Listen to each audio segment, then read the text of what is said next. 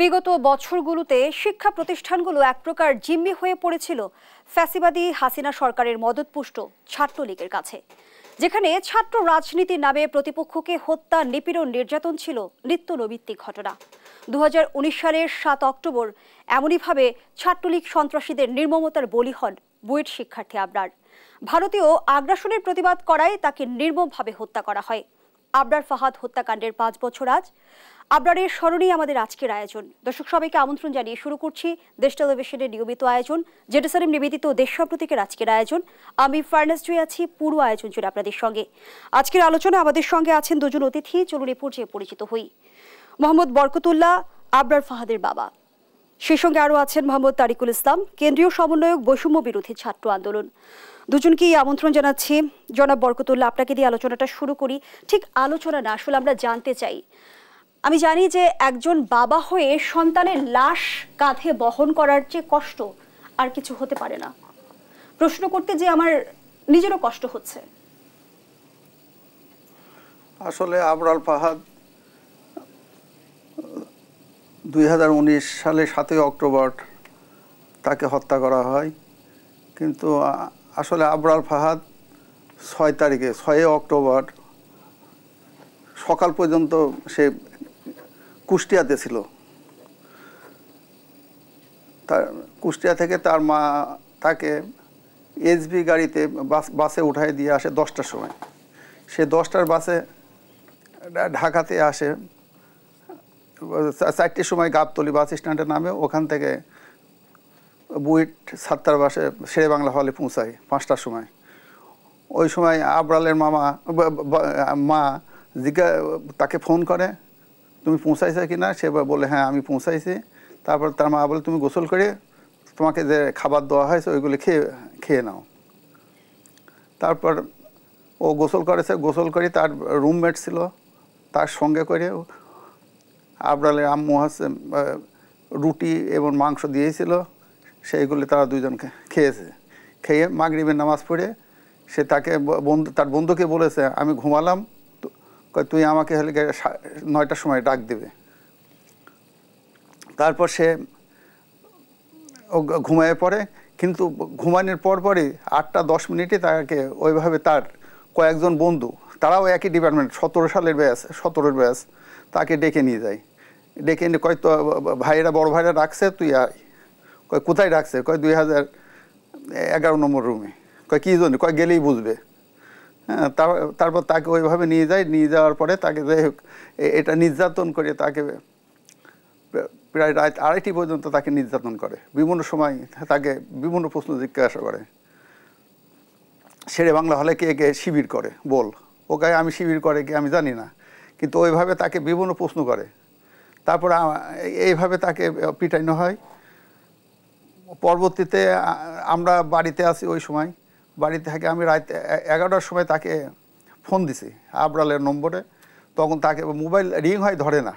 তারপর তার আম্মুকে আমি বললাম আমি ঘুমিয়ে পড়লাম, তোমার ছেলে ফোন ধরল না, তুমি খোঁজ নিও। তারপর তার আম্মু ফোন দিয়েছে তাকে রাত 11:30টার দিকে, কিন্তু তার ফোন ধরে না।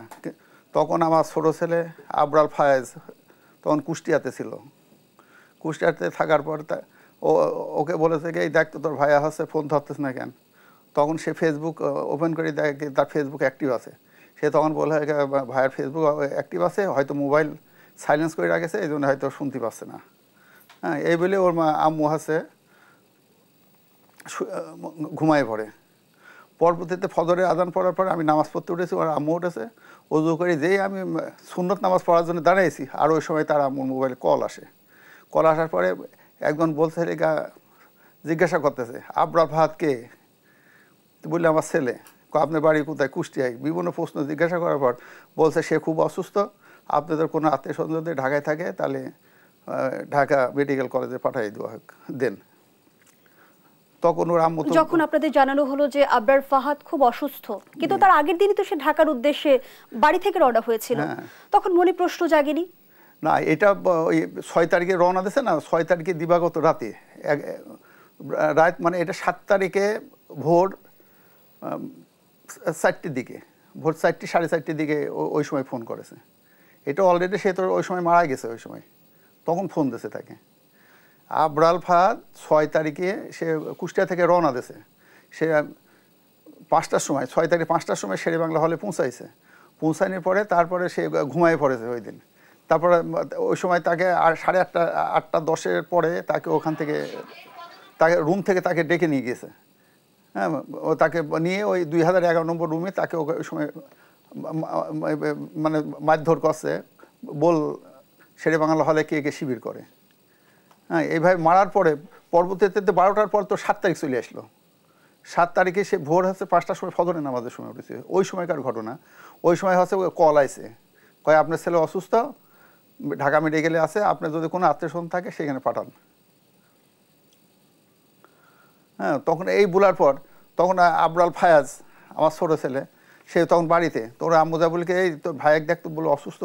তখন সে ঘুম থেকে উঠে ফেসবুক ওপেন করে দেয়, ফেসবুকে একজন স্ট্যাটাস ত্রিপুলিতে এত এই আবরাল ফাহাদ কতিপয় ছাত্র দ্বারা নিহত হয়েছে।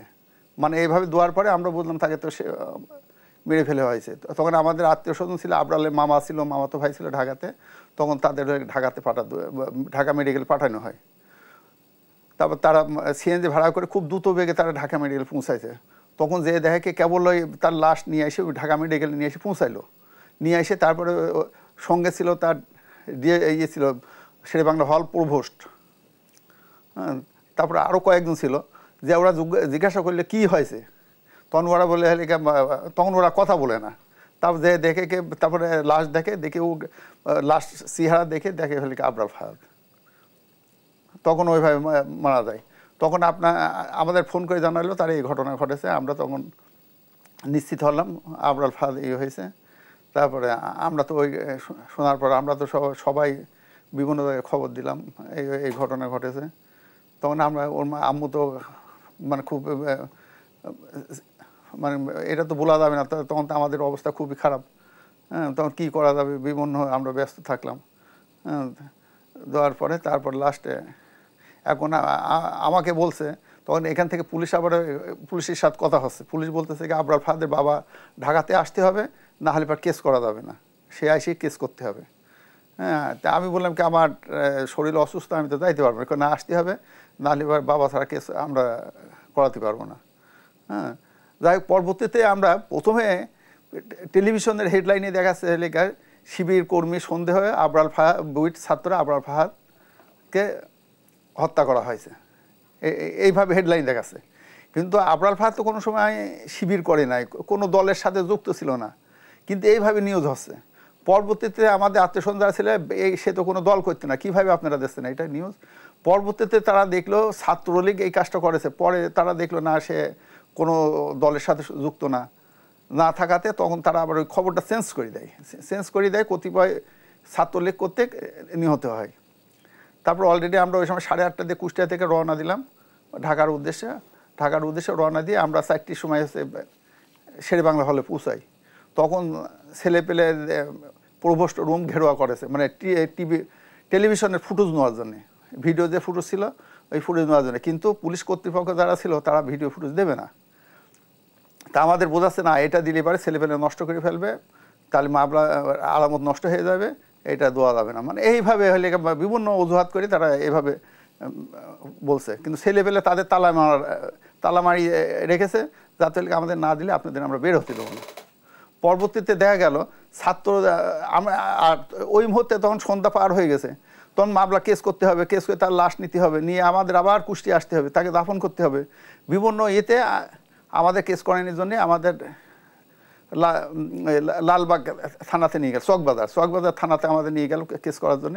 আমরা কেস করলাম, কিন্তু ছাত্ররা তারও পিছুপা হয়ে নিয়েছে। ছাত্ররা তখন তাদের ভিডিও ফুটেজ জন্য খুব চাপাচাপি করতেছে, না দিলে আপনাদের বের হতে দেবো না, আমরা কোনো মতোই এটা আপনাদের বের করতে দেবো না। তাই যাই হোক, পরে আমরা ওইখানে আমরা কেস লেখা হইলো, যেগুলি ভিডিও ফুটেজ দেখে চিনা গেছিল। এইভাবে আমরা তখন আসামি দিলাম মনে হয় 19 জন আসামি করে আমরা হলে একটা কেস ফাইল করলাম। পরবর্তীতে কিছুক্ষণ পর আমরা দেখলাম হচ্ছে এটা মানে কর্তৃপক্ষের হলে গিয়ে এটা ভিডিও ফুটেজ দিতে বাধ্য হয়েছে। ছেলেদের কাছে ভিডিও ফুটেজ যখন তারা ছাড়ি নাই, ভিডিও ফুটেজ দেওয়ার পরে তখন বিভিন্ন চ্যানেলের মাধ্যমে দেখাতে লাগবে কীভাবে মারা গেছে, আবরার ফাহাদে কীভাবে ডেকে নিয়ে গেছে, কীভাবে হত্যা করা হয়েছে। সেই জায়গায় আমার প্রশ্ন মোহাম্মদ তারিকুল ইসলাম আপনার কাছে, এই যে আবরারের বাবা বলছিল যে শিবির কর্মী আখ্যা দিয়ে তাকে পিটিয়ে মেরে ফেলা হলো, আবরার কোনো রাজনীতির কোনো আদর্শের সাথে জড়িত ছিল না বা কোনো শিবিরের সদস্য ছিল না, যদি হয়েও থাকে তাহলেও তাকে মেরে ফেলার অধিকার কারো কি আছে? দেখুন, আমরা দেখেছি 2024 সাল পর্যন্ত গত 16 বছরে আওয়ামী লীগের ছাত্র সংগঠন, ছাত্রলীগের একটি কালচার ছিল যে তারা ভিন্ন মতকে দমন করার জন্য শিবির ট্যাগকে তারা ব্যবহার করেছে। আমরা দেখেছি যে যখনই কেউ ছাত্রলীগের অত্যাচারের বিরুদ্ধে সোচ্চার ভূমিকা অবতীর্ণ হয়েছে, যখনই কেউ ছাত্রলীগের এই অত্যাচারের বিরুদ্ধে বলিষ্ঠ কণ্ঠস্বর উচ্চারিত করেছে, তখনই তাকে শিবির ট্যাগ দিয়ে তার উপর অত্যাচার করা হয়েছে। আমরা যেহেতু ঢাকা বিশ্ববিদ্যালয়ে পড়াশোনা করেছি, আমরা দেখেছি প্রথম বর্ষ থেকে যে ছাত্রলীগের বিরুদ্ধে কোনো সোচ্চার ভূমিকা অবতীর্ণ হতো তাকে রড দিয়ে পিটিয়ে পিটিয়ে হল থেকে বের করে দেওয়া হতো। আজকে আমরা দেখেছি যে 2019 সালে আবরার ফাহাদ মারা যাওয়ার পর ছাত্র নির্যাতনের বিষয়টি এটি সারা দেশব্যাপী ছড়িয়ে পড়ে এবং সারা বাংলাদেশের মানুষ তখন ছাত্র নির্যাতনের ব্যাপারে একটি সোচ্চার ভূমিকা অবতীর্ণ হয়। কিন্তু আমরা দেখেছি যে আবরার ফাহাদের মতো এরকম আমাদের হাজার হাজার ছাত্র আছে যে যারা হয়তো মারা যায়নি, কিন্তু আবরার ফাহাদের মতোই তাদের উপর অত্যাচার করা হয়েছে। এমনটি কিন্তু বলা হচ্ছে যে আবরার ফাহাদ আসলে একটা উদাহরণ মাত্র, এবং এরকম 2011-র মতো এরকম আরো অসংখ্য টর্চার সেল ছিল এবং আমরা বলি যে তারা সেগুলোকে বলতো guest room, mini guest room নামে তারা টর্চার সেল গঠন করেছিল এবং সেগুলোতে নিয়ে তারা ছাত্রদেরকে টর্চার করত। একটি বিষয় আপনারা লক্ষ্য করবেন যে 2019 সালে আবরার ফাহাদ মারা যাওয়ার পর দুটি বিষয় আমাদের কাছে স্পষ্ট হয়েছে। একটি হলো ছাত্র নির্যাতন এবং অন্যটি হলো ভারতীয় আগ্রাসনের বিরুদ্ধে প্রতিবাদ। 2019 সাল পূর্ববর্তী সময়ে কিন্তু কেউ কখনো ভারতের যে আগ্রাসন বাংলাদেশের মধ্যে, যে আওয়ামী লীগ সরকার সবসময় বলছে যে তারা ভারতকে যা দিয়েছে তা ভারত সারা জীবন মনে রাখবে, বাংলাদেশের সাথে ভারতের যে চুক্তিগুলো হয়েছে, দেখবেন যে বিশ্বের কোনো দেশের সাথে কোনো দেশের এত অসম চুক্তি কখনো হয় না। আমরা যদি ছাত্র নির্যাতন নিয়ে যদি বলি, তাহলে দেখবেন যে 2019 সালের আবরার ফাহাদের মৃত্যুর পর বাংলাদেশের প্রত্যেকটি ক্যাম্পাসে ছাত্র নির্যাতনের ব্যাপারে যখন সবাই সোচ্চার ভূমিকা অবতীর্ণ হলো, তখন কিন্তু ছাত্র নির্যাতনের মাত্রা কিছুটা হলেও কমে গিয়েছিল। ঠিক একই সাথে 2019 সাল পরবর্তী সময়ে বাংলাদেশের মানুষ সর্বপ্রথম ভারতের এই আগ্রাসনের বিরুদ্ধে সোচ্চার ভূমিকা অবতীর্ণ হয়েছে। আপনি দেখবেন যে গত 16 বছরে আওয়ামী লীগ যতগুলো চুক্তি করেছে, ভারতকে ফ্রি ট্রানজিট দেওয়া হয়েছে এবং আবরার ফাহাদ যে কোয়েশ্চেনগুলো রেজ করেছিল সেগুলো আমাদের জন্য গুরুত্বপূর্ণ। আবরার ফাহাদ তার লাস্ট পোস্টে, ফেসবুক পোস্টে সে বলেছিল যে 47-এর দেশভাগের পর দেশের পশ্চিমাংশে কোনো বন্দর ছিল না। তৎকালীন সময়ে ভারতের কাছে তৎকালীন পাকিস্তানের সরকার তারা কলকাতা বন্দর ব্যবহার করার জন্য তারা অনুমতি চেয়েছিল, কিন্তু তৎকালীন সময়ে ভারত সেটা দেয়নি। কিন্তু এখন সেই ভারতই আবার আমাদের মংলা বন্দর ব্যবহার করার জন্য তারা চাচ্ছে। এবং দেখবেন যে আমরা 2023 সালে গিয়ে আমরা 22-23 সালে গিয়ে আমরা দেখতে পেলাম যে সেই ভারতের কাছে কিন্তু আওয়ামী লীগ সরকার বাংলাদেশের প্রত্যেকটি সমুদ্র বন্দর কিন্তু তারা তুলে দিয়েছিল ব্যবহার করার জন্য। এটি কিন্তু অন্য কোনো দেশে আপনি কখনো পাবেন না, কারণ প্রত্যেকটি দেশের সমুদ্র বন্দর তার এক একটি হৃৎপিণ্ডের মতো। হৃৎপিণ্ড কখনো কেউ কারোর সাথে ভাগাভাগি করে না, কিন্তু আওয়ামী লীগ সরকার তাদের জায়গা থেকে ভারতকে প্রভু মেনেই কিন্তু তারা সেই বন্দরগুলোকে ভারতের সাথে ভাগাভাগি করেছিল। আপনি দেখবেন যে বাংলাদেশের যে নদীগুলো আছে, সে কিন্তু কোয়েশ্চেন করেছিল যে যেখানে ভারতের একটি রাজ্য অন্য রাজ্যকে তারা নদীর পানি দেয় না, এক রাজ্য আরেক রাজ্যকে কিন্তু নদীর পানি দেয় না, সেখানে বাংলাদেশ কিভাবে একটি দেশ হয়ে ভারতকে, অন্য একটি দেশকে কোনো ধরনের বিনিময় ছাড়া ফেনী নদীর 1.5 লাখ কিউবিক মিটার পানি ভারতকে দিয়ে দিল, এটা সে কোয়েশ্চেন করেছিল। কিন্তু দেখবেন যে ভারত কিন্তু আমাদেরকে কখনো ফারাক্কাবাদের যে চুক্তি কিন্তু কখনো তারা মানে না। তারা তিস্তার বাঁধ তারা খুলে দেয়, তারা আমাদেরকে বর্ষায় পানিতে ডুবিয়ে মারে এবং গ্রীষ্মকালে কিন্তু আমরা খরায় মরি। তো এই ধরনের একটি অসম জায়গায় কিন্তু ভারত রয়েছে। নদী নিয়ে কিন্তু তারা আমাদেরকে ন্যায্য হিস্সায় কিন্তু তারা কখনো বুঝায় দেয়নি। আবার দেখবেন যে বাংলাদেশের মধ্যে আবরার ফাহাদের কোশ্চেনটা গুরুত্বপূর্ণ। সে কিন্তু রোহিঙ্গা প্রত্যাবর্ষণ নিয়ে সে খুব একটা সোচ্চার ভূমিকায় ছিল। সে বলেছিল যে রোহিঙ্গা প্রত্যাবর্ষণ নিয়ে বাংলাদেশের সাথে যে ভারত নাটক করেছে, এই বিষয়ে কিন্তু সে সোচ্চার ছিল যে রোহিঙ্গা ইস্যু নিয়ে যখন প্রশ্ন আসলো তখন কিন্তু ভারত মায়ানমারের পক্ষ নিয়েছিল, বাংলাদেশের পক্ষ কিন্তু নেয় নেই। এই বিষয়গুলো কিন্তু আবরার ফাহাদ আমাদের সামনে নিয়ে এসেছিল যে ভারত আমাদেরকে এভাবে আগ্রাসন করছে, সেই ব্যাপারে বাংলাদেশের পক্ষ থেকে বাংলাদেশের সরকার কতটুকু এই ব্যাপারে সোচ্চার, তারা দেশের প্রতি দায়বদ্ধতার জায়গা থেকে দেশের মানুষের কথা চিন্তা করে তারা কতটুকু এই ব্যাপারে তারা ভারতের সাথে ডিল করতে পেরেছে, সেই প্রশ্ন কিন্তু আবরার ফাহাদ সে করেছে। আমরা দেখেছি যে আবরার ছিল আধিপত্যবাদের বিরুদ্ধে একটি জাগ্রত কণ্ঠস্বর, কিন্তু বর্তমান সময়ে আমরা আমাদের অধিকার বিষয়ে কতটা সচেতন সেই প্রশ্নটি আপনার কাছে রেখে যাচ্ছি। একটা বিরতির সময় হয়েছে। দর্শক, জেনেছেন নিবেদিত দেশপ্রতীকের এই পর্যায়ে একটা বিরতি নিচ্ছি, সাথেই থাকুন।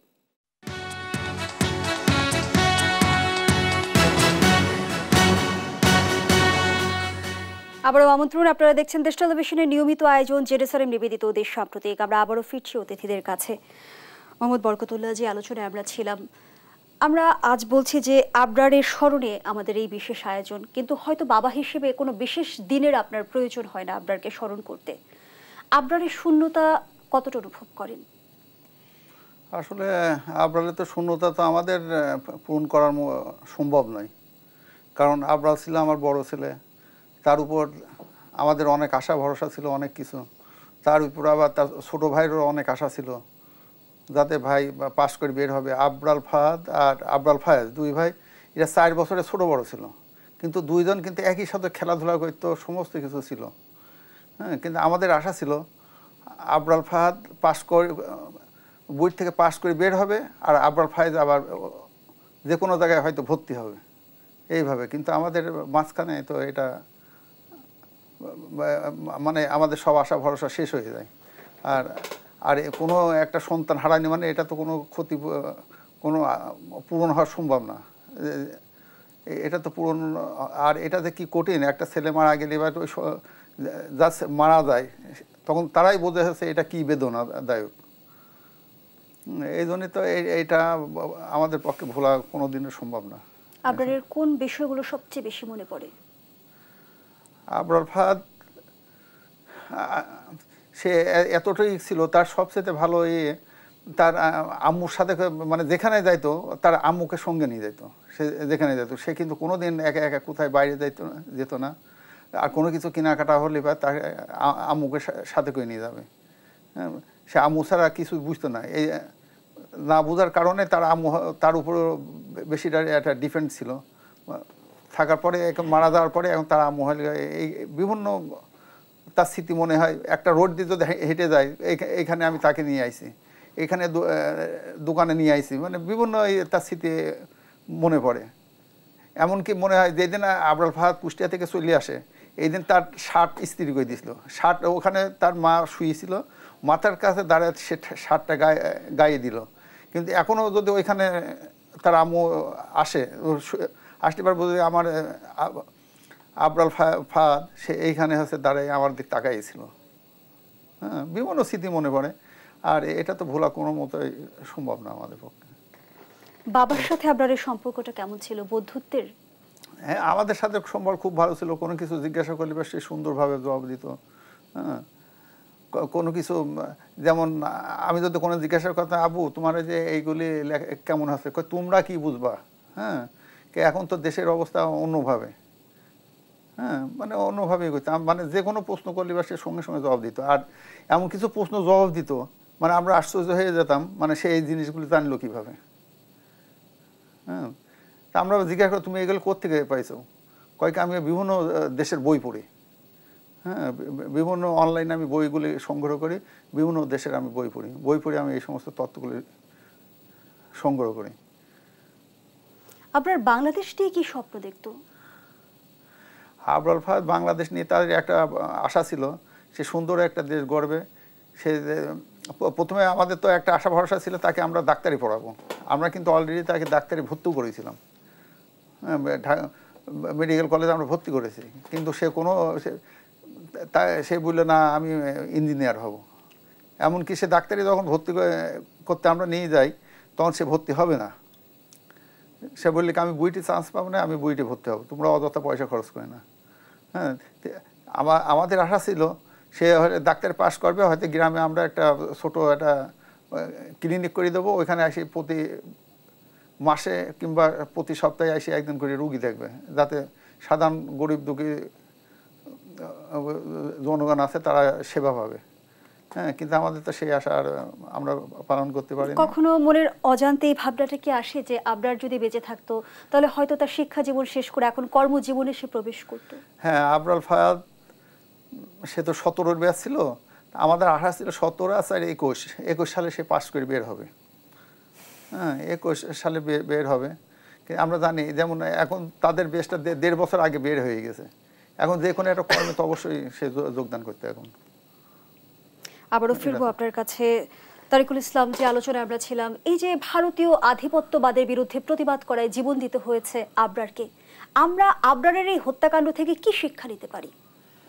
দেখুন, আবরারের যে হত্যাকাণ্ড, এটি থেকে একটি বাংলাদেশের সাধারণ মানুষের কাছে এটি একটি স্পষ্ট বার্তা যে বাংলাদেশের তরুণ প্রজন্ম যেন ভারতীয় আগ্রাসনের বিরুদ্ধে সোচ্চার হতে না পারে, সেই ব্যাপারে কিন্তু গত 16 বছর ধরেই আওয়ামী লীগ তার জায়গা থেকে তৎপরতা চালিয়েছে। কিন্তু তারা যখনই দেখেছে যে আবরারের মতো মেধাবী তরুণ ছাত্র যারা এই ভারতীয় আগ্রাসনের বিরুদ্ধে সোচ্চার, তাদেরকে কিভাবে দাবিয়ে রাখা যায়। দেখবেন যে ক্যাম্পাসের মধ্যে ছাত্রলীগ দ্বারা আওয়ামী লীগ গত 16 বছরে এমন একটি অভয়ারণ্য তৈরি করে রেখেছিল যেখানে কথা বলাটাই একটা যুদ্ধ হিসেবে কিন্তু তারা এই বিষয়টাকে তারা এস্টাবলিশ করেছে। তো সেই জায়গা থেকে আবরার ফাহাদের মৃত্যুর পর দেখবেন মানুষ কিন্তু মুখ খুলতে শুরু করেছে, তারা বলতে শুরু করেছে যে তোমরা আমাদেরকে তিস্তার পানি দাও না, আমি কেন তোমাদেরকে ফেনী নদীর পানি দিব, তোমরা আমাদেরকে কয়লা দিচ্ছ না, আমরা কেন তোমাদেরকে গ্যাস দিব, তোমরা কেন আমাদের পাথর উত্তোলন বন্ধ করে দিয়েছো, তোমরা কেন আমাদেরকে আমাদের দেশ থেকে আমাদের দেশে তোমাদের দেশ থেকে পাথর উত্তোলন পাথর আনতে আমদানি করতে তোমরা বাধ্য করছো। এই প্রশ্নগুলো কিন্তু এখন আমরা তখন এই 19 সাল পরবর্তী সময়ে কিন্তু আমরা রেস করার একটা সুযোগ কিন্তু আমাদের তৈরি হয়েছে। এই কারণে কিন্তু আমরা বলছি যে 2019 সালে 7 অক্টোবর আবরার ফাহাদ শহীদ হওয়ার পরবর্তী সময় থেকে কিন্তু যে তরুণ প্রজন্মের জন্ম হয়েছে তারাই কিন্তু 2024 সালে এসে জুলাই বিপ্লবের জন্ম দিয়েছে। আপনারা দেখবেন যে আমরা সব জায়গাতেই আমরা এটা বলছি এবং আমরা বিশ্বাস করি যে 2019 সাল পরবর্তী যে ছাত্র তরুণ সমাজ তারা কিন্তু দেশের প্রতি তাদের যে সোচ্চার ভূমিকা তারা কিন্তু সবসময় সেটা কিন্তু ব্যক্ত করেছে। দেখবেন যে 2019 সাল পরবর্তী বাংলাদেশের মধ্যে যখনই কোনো একটি অন্যায় হয়েছে, অবিচার হয়েছে, তরুণরা কিন্তু তাদের জায়গা থেকে সাধ্যমতো তারা মুখ খুলতে শুরু করেছিল। এবং ফ্যাসিবাদী শাসন ব্যবস্থায় যে ভয়ের রাজত্ব কায়েম হয়েছিল গণঅভ্যুত্থানের মধ্য দিয়ে কিন্তু আপনারা তার মূল উৎপাটন করতে সক্ষম হয়েছেন। আবারও যে সংস্কৃতির পুনরাবৃত্তি হবে না সেই নিশ্চয়তা আমরা কিভাবে পাবো, প্রশ্নই থাকছে আপনার কাছে। আবারও বিরতির সময় হয়েছে। দর্শক, জেনেছেন নিবেদিত দেশীয় প্রতীকের পর্যায়ে আবারও বিরতিতে যাচ্ছি সাথে।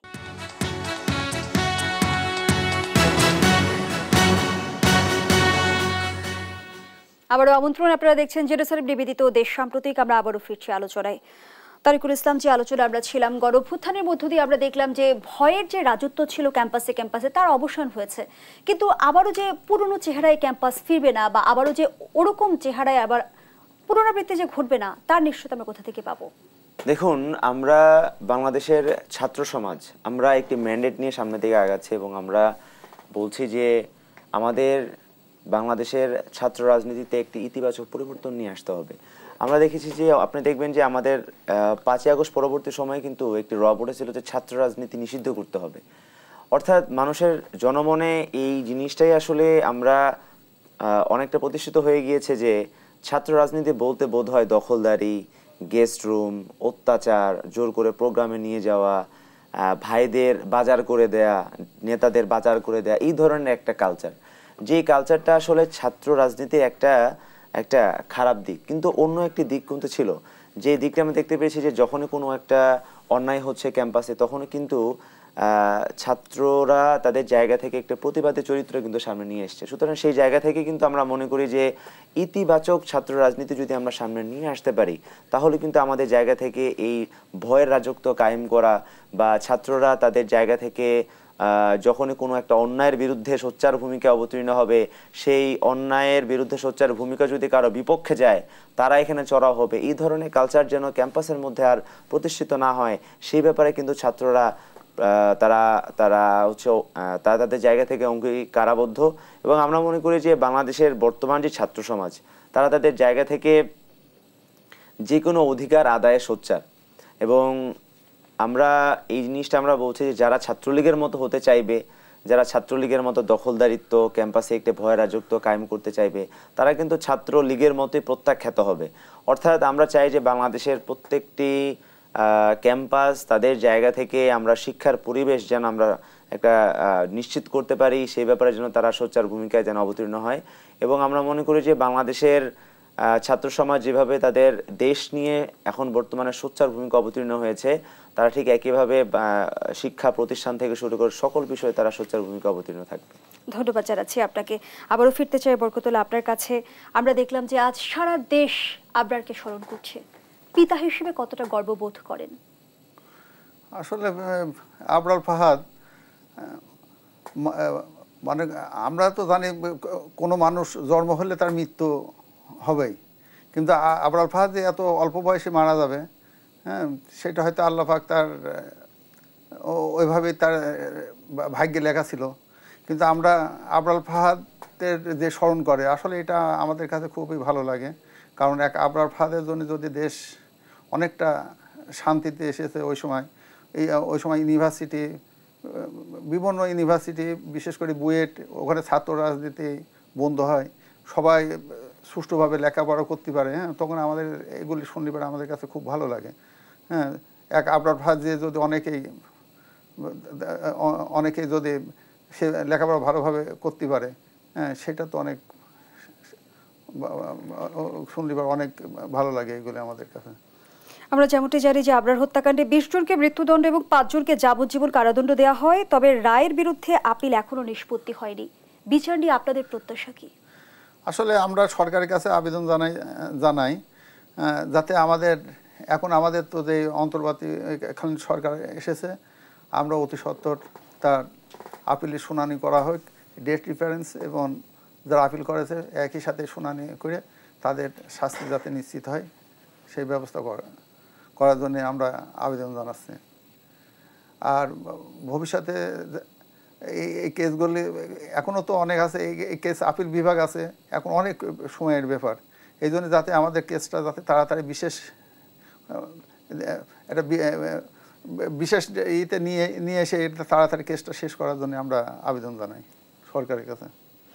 তারিকুল ইসলাম, গণ অভ্যুত্থানের মূল চেতনাকে আমরা 2 মাস পরে এসে কতটা ধারণ করছি? গণ অভ্যুত্থানের আমাদের যে মূল চেতনার জায়গা ছিল যে এই আওয়ামী লীগ সরকারের পতন এবং ফ্যাসিবাদের বিলোপ, এবং আমরা একটি বাংলাদেশের মানুষের কাছে একটি নয়া রাজনৈতিক বন্দোবস্ত হাজির করব, সেই জায়গা থেকে আমরা মনে করি যে আমরা ছাত্র সমাজ আমাদের সাধ্যের সর্বোচ্চটুকু দিয়ে আমরা চেষ্টা করেছি। আমরা আমাদের জায়গা থেকে সেই চেষ্টার ধারাবাহিকতা অব্যাহত রেখেছি। আমরা মনে করি যে সামনে আরও কিছু গুরুত্বপূর্ণ বিষয় যেগুলো আমরা সামনে নিয়ে আসব, যে আমাদের প্রত্যেকটি ক্যাম্পাসে আমাদের ছাত্রদেরকে সংগঠিত করা, সংঘবদ্ধ করা। আমরা যেভাবে বৈষম্যবিরোধী ছাত্র আন্দোলন বাংলাদেশের ছাত্র জনতাকে একত্রিত করে গণ অভ্যুত্থান সংগঠিত করেছিলাম, ঠিক একই সাথে 5ই আগস্ট পরবর্তী সময়ে কিন্তু আমরা ছাত্রদেরকে সংঘবদ্ধ করার জন্য প্রত্যেকটি জেলায় জেলায় গিয়েছি। আমাদের যে মূল লক্ষ্য এবং উদ্দেশ্যের যে জায়গাটি রয়েছে, যে ফ্যাসিবাদের বিলোপ, এবং আমাদের যারা শহীদ হয়েছেন, যাদেরকে আমাদের যেসব ভাইদেরকে তৎকালীন আওয়ামী লীগ সরকারের পেটুয়া বাহিনী, পুলিশ এবং তার সন্ত্রাসী গোষ্ঠী যাদের গুলিতে আমাদের ভাইয়েরা শহীদ হয়েছেন, সেসব হত্যাকারীদের বিচার কিন্তু এখন পর্যন্ত নিশ্চিত হয়নি। সেই জায়গা থেকে আমরা বলছি যে আমাদের আংশিক বিজয় হয়েছে। এই 5ই আগস্টে আমাদের চূড়ান্ত বিজয় অর্জিত হবে তখন যখন আমরা এইসব হত্যাকারীদের, হামলাকারীদের বিচার নিশ্চিত করতে পারবো। ঠিক একই সাথে আমাদের যে ফ্যাসিবাদ বিরূপের লড়াই, সে লড়াই কিন্তু চলছে। এবং আমরা কখনোই কিন্তু বলছি না যে আমরা আমাদের জায়গা থেকে বৈষম্যবিরোধী ছাত্র আন্দোলন, আমরা আমাদের জায়গা থেকে আমাদের যুদ্ধ বন্ধ করে দিয়েছি বা স্থগিত করেছি, বরঞ্চ আমরা আমাদের জায়গা থেকে আগের চেয়ে অনেক সংগঠিত, সংঘবদ্ধ। সামনে আমরা আরও কিছু রূপরেখা নিয়ে আসব বাংলাদেশের মানুষের সামনে, যেগুলো আমাদেরকে সামনে আরও আমাদের এই ফ্যাসিবাদ বিলোপের লড়াইকে সামনে দিকে এগিয়ে নিয়ে যাবে। আমরা মনে করি যে বাংলাদেশের ছাত্র সমাজ যেভাবে আমাদের দেশ গঠনে তারা সোচ্চার ভূমিকা পালন করছে, ঠিক একই সাথে তারা বাংলাদেশের মধ্যে যে ভারতের যে আগ্রাসন, সেই আগ্রাসনের ব্যাপারেও তারা একটা সোচ্চার ভূমিকা পালন করবে। আপনি লক্ষ্য করবেন যে আমাদের এই 5ই আগস্টের পরবর্তী সময়ে কিন্তু আমরা দেখতে পেয়েছি যে বাংলাদেশে যেসব এলাকাগুলোতে, বিশেষ করে কুমিল্লা অঞ্চলে গত 40 বছরে বন্যা হয়নি, সেই কুমিল্লা অঞ্চলে কিন্তু এবার বন্যা হয়েছে। এবং আমরা দেখতে পেয়েছি যে উত্তরবঙ্গে বন্যা একটি স্বাভাবিক ঘটনা, কিন্তু কোনো এই গত 53 বছরের মধ্যে আমরা কখনোই দেখিনি যে টানা 4বার উত্তরবঙ্গ বন্যা কবলিত হয়েছে। অর্থাৎ সেই জায়গা থেকে বোঝা যায় যে আসলে আমাদেরকে ভারত তার যেভাবে আগ্রাসী একটি ভূমিকা আমাদেরকে দেখাচ্ছে, সেই জায়গা থেকে আমরা বলবো যে বাংলাদেশের অন্তর্বর্তীকালীন সরকার যেন ভারতের সাথে এই নেগোসিয়েশনটা যেন করে তাদের জায়গা থেকে, যে আওয়ামী লীগের সরকারের আমলে যে নতজানু পররাষ্ট্রনীতি তারা এস্টাবলিশ করেছিল, প্রতিষ্ঠিত করেছিল, সেই নতজানু পররাষ্ট্রনীতি যেন বাংলাদেশের বর্তমান বাংলাদেশ এবং ভবিষ্যৎ বাংলাদেশের জন্য আর না সৃষ্টি করা হয়। ঠিক একই সাথে বাংলাদেশের যে এগ্রিমেন্টগুলো হচ্ছে, দেখবেন যে জিনিসটা আমি পূর্বে বলেছিলাম যে বিশ্বের কোথাও কোনো দেশের দেখবেন যে ভারত তার জায়গা থেকে কোনো দেশের সাথে যখন বায়োলেটারাল এগ্রিমেন্টগুলো করে তখন সেখানে কিন্তু কিছু কন্ডিশন থাকে এবং ভারত কিন্তু সেই কন্ডিশনগুলো ফুলফিল করে। কিন্তু শুধুমাত্র বাংলাদেশই একমাত্র দেশ যে দেশের মধ্যে তারা এই বায়োলেটারাল এগ্রিমেন্টের যে কন্ডিশনগুলো, সেই কন্ডিশনগুলো তারা ফুলফিল করেই না, বরং তারা তাদের জায়গা থেকে বাংলাদেশকে শুধু বাংলাদেশ থেকে নেয়ার যে বিষয়টা তাদের মধ্যে বেশি থাকে। ধন্যবাদ জানাচ্ছি তারিকুল ইসলাম বরকতুল্লাহ। এক লাইন একটু জানতে চাই, গণঅভ্যুত্থান পরবর্তী সময়ে আমরা অনেকে আসলে স্বস্তির নিঃশ্বাস ফেলছি, একটা পরিবর্তন আমরা দেখতে পাচ্ছি। এই পরিবর্তিত বাংলাদেশে আপনি কি স্বপ্ন দেখেন? আমি এটা স্বপ্ন দেখি বাংলাদেশের যে পরিবর্তনটা হয়েছে এটা এই পরিবর্তনটা যাতে অব্যাহত থাকে আর সুষ্ঠুভাবে যাতে এগুলি যেগুলি কালো আইন ছিল সেগুলি যাতে আর কেউ প্রয়োগ করতে না পারে। দুজনকে অসংখ্য ধন্যবাদ জানাচ্ছি। আমরা আমাদের আয়োজনের একেবারে শেষ পর্যায়ে দর্শক এখানেই শেষ করছি জেরুসালেম নিবেদিত দেশ প্রতীকের আজকের আয়োজন। ধন্যবাদ এতক্ষণ আমাদের সাথে থাকার জন্য।